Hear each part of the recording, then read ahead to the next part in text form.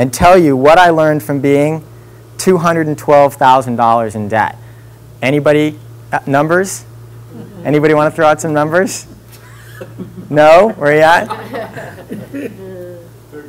38,000. That's where I am now.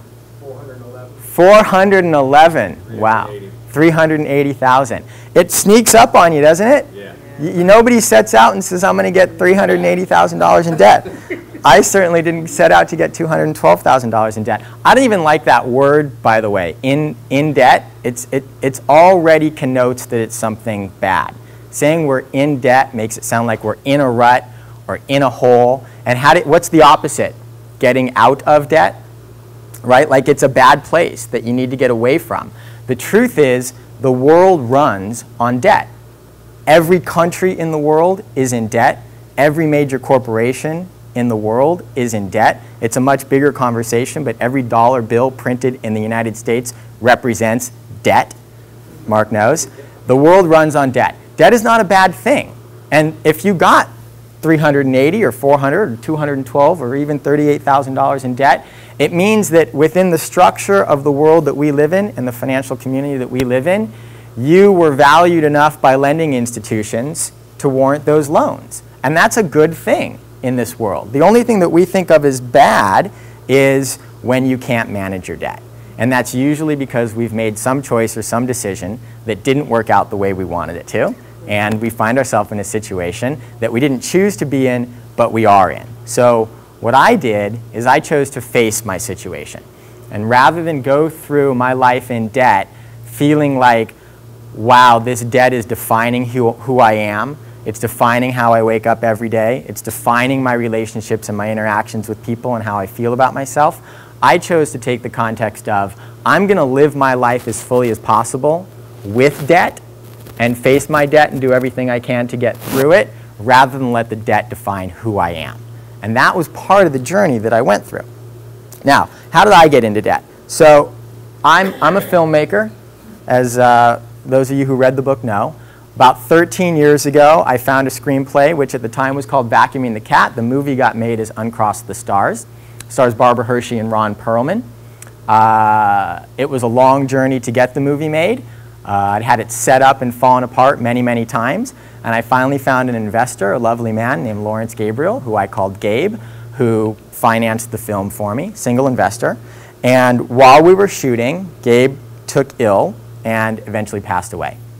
And I had to put $250,000, my own money, in to finish the film, which I didn't have. So I put as much in cash as I could and wound up putting the rest, $212,000, on credit cards. I never expected to be there. The intent was to sell the film, and I'll tell the story of what happened with that. But here I was with these credit cards and this debt that I never expected. Now, every bank that I was in debt with was a major U.S. bank on the level of Wells Fargo, Washington Mutual, Chase, Wachovia, Bank of America. I've chosen not to put the detail of which bank I had which debt with. So for ease, yellow bank, red bank, blue, green, white. Brown bank was the same bank. I had a personal line and a business line, which they treated separately. So even though it was the same bank, I was never able to talk to them about both cards at one time. And those are the breakdowns of all the totals. They crept up a little bit over the course of time. Some were charging interest and some weren't. But I stuck with these numbers for the ease of talking about it.